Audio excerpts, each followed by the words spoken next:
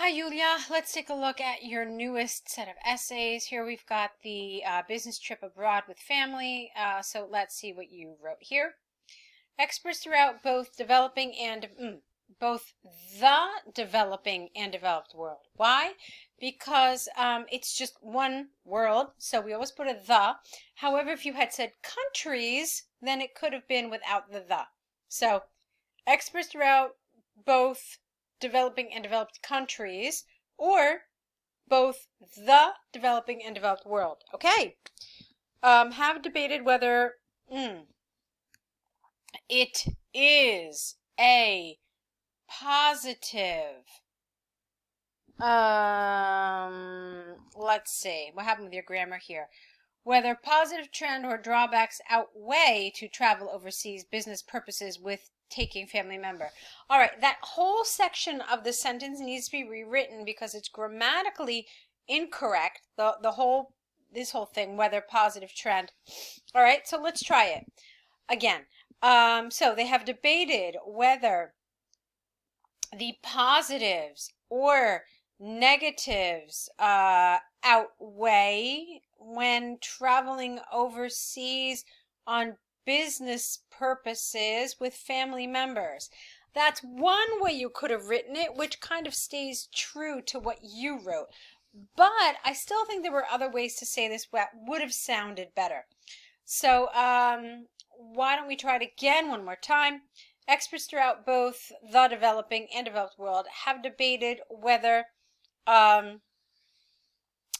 it is more positive or negative to travel overseas on business with family members. Okay, this essay will discuss both sides using examples from the UK government and Oxford University to demonstrate points and prove arguments. All right, so the sentence is fine grammatically, but it's missing something very important. You never answer the two questions. Is it positive or negative? And to what extent do you support it? So you have to answer that, okay? It's not enough to just say that you're going to discuss both sides, but you actually have to answer the question if you want to be considered for a Band 7 in task achievement. Okay, so there is ample evidence that bringing family on business trips, S, will get new experience of the family, helps them understand just how large and diverse the world is. All right, again, grammar is a problem here, Yulia, so let's try to clean it up a little bit.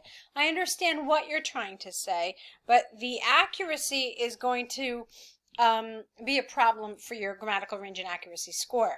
So let's look at it here again. There is ample evidence that bringing a family on business trip provides a new experience for the whole family by helping them understand just how large and diverse the world is. So I really kept a lot of your original sentence, but I just added a few structural words to help it be more accurate. Now, we don't start sentences with and, ever. We do in maybe informal writing, but in academic writing, we never start with and, but, or because. So you could have said also, and it's not works, but it's study or research. So research has revealed positive effects that recreation and leisure activities can have on family cohesion. Okay, the central reason behind this is twofold. Firstly, families learn about the cultures, traditions, and lifestyles of the different country here. Secondly, employees who have long on share assignments can work efficiently when accompanied by family. That I don't understand. What does that mean, have long on share assignments? That's really confusing.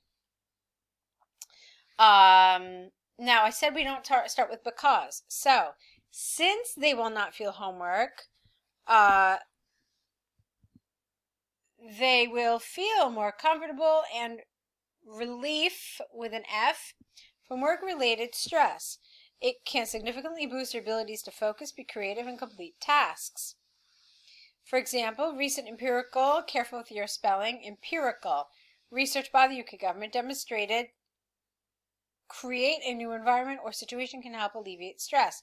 All right, let's clean that grammar up. creating a new environment or situation can help alleviate stress. All right, so what's happening in this paragraph is a lot of disjointed ideas, and they're not really linked together. I see that you're using the template, and that's great, but there's still some problem with some of the accuracy of this language. So what I did is I read your paragraph a couple more times, and I wanted to maybe rework some of it. I, first of all, don't think this sentence totally helps you, okay? So you're talking first about how large and diverse the world is, and families realize that when they travel. And then the reason behind them realizing how large and diverse it is because they enjoy cultures, traditions, and lifestyles, all right? Now, so this sentence really didn't help you. This sentence here was a problem because of that thing about long on share assignments. That I didn't understand, okay? And then here, again, it was the grammar that kept it from being maybe more logical. So what did you say in the previous sentence? You said employees who have, I don't know, maybe long-term foreign assignments can work efficiently when accompanied by family. You could have, excuse me, you could have then said, with their family present, the employee will feel more comfortable, less homesick, and experience greater relief from work-related stress. It has been found that having family on business trips can significantly boost their abilities to focus, be creative, and complete tasks. Okay? So that makes sense. And then this sentence really doesn't, because now all of a sudden you're talking about a new environment, but that's not what you were telling us before. Yeah, a new environment, but with your family. Supposedly the family is what helps relieve stress. So this whole thing about a new environment doesn't really make sense here. What you could have said is that the new empirical research by the UK government demonstrated that people experience 20% less stress when they have family members with them. Okay? That would have made sense. And then, of course, you need a conclusive statement here to wrap up this entire paragraph. All right, so let's move on. Although there was a case for the biggest challenge when bringing the family along on business trips are the ethical... Okay. Here again, we've got a problem with some of the grammar and also what you're talking about. You started off with an although. So I would rather rephrase this a little bit. You could have said something like, however, there is a case to be made for the ethical implications of bringing family along on business trips. That works here because you haven't mentioned this before, this idea of this ethical implication. And then when you talk about this, it's almost as if you talked about it in the previous paragraph, but you didn't. So it comes to us really out of nowhere. So I actually like this a lot better. However, there is a case to be made for the ethical implications when bringing family along on business trips. Okay, that makes sense, and get rid of this biggest challenge. Business trips are paid for by companies, IES, and are not mini vacations. This is largely, get rid of the R, because the company must pay extra, get rid of budget, for transportation, accommodation, airfare, and so on. Okay, what do you mean here? They should pay extra when? When the person has his family with him or her family with her. So you need to make this clear. So yeah, you could have said this is largely because the company then must pay for extra for transportation, accommodation, and airfare of the family. In addition, working and bringing up family often is challenging. There will inevitably be conflicts between work and family responsibilities. Point to family separation, travel stress, and health issues as a source of negative effects on the work-family balance. Okay, Conflict may arise, for example, due to unforeseen events during the traveler's absence. For instance, if a child suddenly fall ill. For example, an extensive study by Oxford University show that how the family situation influences work-related travel, and found it seemed to be a major factor behind influences of conflict between work and family. Thus, it is possible to state beyond doubt that taking a family member has tremendous impact on business trip. All right, what I wanted to do, Yulia, is read the whole thing here, okay? Because this paragraph is the one that's talking about the negative aspects of travel with family, all right? So let's look at it again. You said that there are ethical implications. And one is that this is not a mini vacation because companies have to pay for all of this stuff. All right. So I don't really know if this first sentence here, the business trips are paid for by company and not mini vacations, I don't know if that's worded properly. Remember that each of these ideas has to be linked to each other. So, you said there are ethical implications. Well, what are those ethical implications? Get rid of this sentence completely and say, this is largely because extra fees must be paid by the company for transportation, accommodation, and airfare of the family. Okay, and then you can say that you know, this is many times not fair, or this is not moral, all right, even though many business people do this. So you could say it there. All right, so let's move on. You confused me here. Working and bringing up family. So I didn't know what you meant, like raising the family is challenging. What does it have to do with bringing them on the trip? So you said there will inevitably be conflicts between work and family responsibilities. I was trying to understand where you were going with this, and I found it a little confusing. I was like, okay, is this saying to us why it's wrong to have family with you? I was very confused. And then you say here, point to family separation, travel stress, and health issues. I didn't understand that. Where is the family separation? So this whole section for me really felt rather incoherent, and I didn't understand where the connection of your ideas was going. Then you talked about unforeseen, this was spelled wrong, events during the traveler's absence. Who is absent? Okay, because the idea here is the negatives of bringing your family with you. So no one should be absent. The family should all be in the same foreign location together. So I found all this really rather confusing.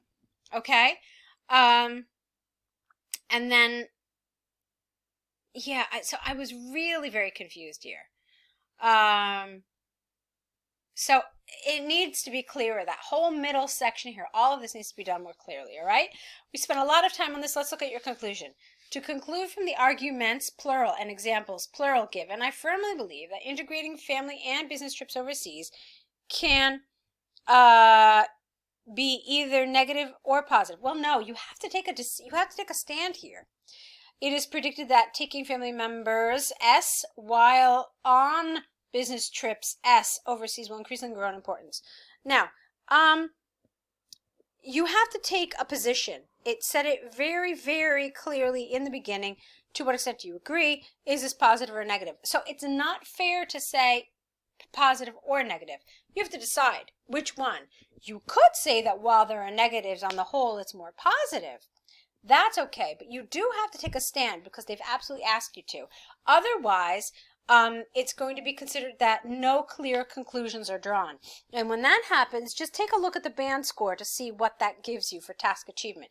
You don't want that, all right? So make sure you absolutely answer the question, clearly expressing your position in your conclusion and in your introduction. Now let's take a look at this about rainfall. It's rather long, but let's look at it. Let's see. The line graph compares 226 words. The line graph compares the changing pattern of rainfall in 3 countries, England, Scotland, Wales, in 2018. Overall, we can see that the number of rain, not the number, the amount of rain fluctuated, every month in each country. Get rid of this comma here, and here you need an and. So, Scotland in January had higher rainfall than the two other countries at around 125 ml, and in the next month there was a dramatic fall to under 50 ml, and it was the lowest level during the year. In fact, the highest rainfall Scotland experienced or had was nearly 150 in both March and October. In May, capital M, until December, the amount of rainfall fluctuated just over 50. In May? What does that mean? Scotland from May to December? I don't understand that. That doesn't make sense. What do you mean it fluctuated just over 50 ml? That's not really true, because that means that it was around here this entire month, and that's absolutely not true. It fluctuated between 50 and 140. That would have been accurate. All right, so England was in the dominant position in terms of rainfall in 2018, exceeding its counterparts. I don't like at large, it's inaccurate. On average would have been better. Starting from January, it saw its rainfall fluctuating at around 100 ml prior to a dip to approximately 70 in May and June. However, it dramatically increased D to 130 in July. From this time onwards, figure kept fluctuating between 130 and slightly less than 90. Okay, that's good. Wales had, past tense, the same pattern with Scotland. Careful with your typing. In fact, the highest rainfall in Wales was in July, around 130, and the lowest was in April, around 20. From May and ending in July, the patterns of rainfall fluctuated. It should not be passive. Patterns of rainfall, okay. Fluctuated, that doesn't make sense with just over 50. Tell me the range. It fluctuated between this and this. In August to October, it remained, what is it? Tell me rainfall, remained stable at 40. But you never told us what happened after October. I'd like to know about December. Overall, in comparison to all other months, all three regions rained over 100 ml in July. All right. I liked what you did here, but there was a little problem here, and there was definitely some issues here. This is not really an overview, and it's not an overview because you're giving us more details. You're telling us that all three of them had over 100 ml in July, and that's a detail. That's not giving us the overall image of this overall trend here. Now, it's hard to find a trend here because there's so much different data all over the place. But what you could have said was that on average, England had the highest rainfall. All right, it didn't have any of these lows that the other two had. You could have said that all three experienced great fluctuation with England a little less so. That would have been okay. But the point of an overview is that you don't use data. You talk about trends, you talk about, this was the highest, this was the lowest, but you don't talk about those actual figures. All right, Yulia. So go ahead, correct these. Let's see more work from you. Try to apply the things we're talking about today. They're really, really important for you to be on your way to getting the score you need, okay? So let's see more work from you. I'll be looking forward to it. Good luck.